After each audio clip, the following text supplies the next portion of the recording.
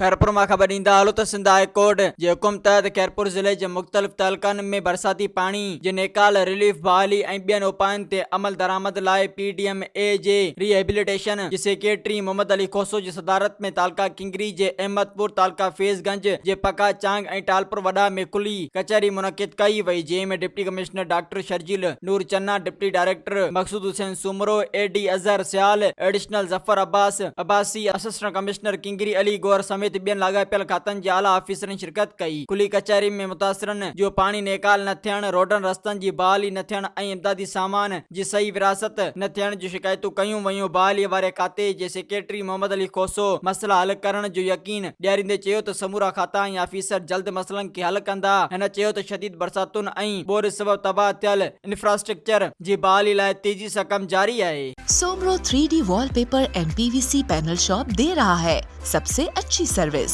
बेहतरीन क्वालिटी के आला मयार वॉलपेपर और सीलिंग खूबसूरत डिजाइन और कलर्स में दस्तयाब है। हर किस्म के PVC वॉलपेपर्स और सीलिंग लगवाने के लिए हमसे राब्ता करें।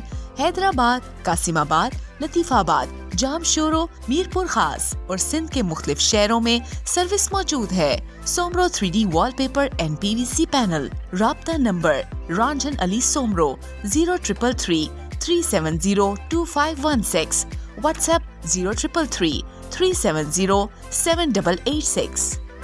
मज़ीद ख़बरनि ऐं तफ़सीलात लाइ विज़िट कयो असांजी वेबसाइट www.awamiNewsHD.com ऐं ॾिसंदा रहो अवामी न्यूज़ HD।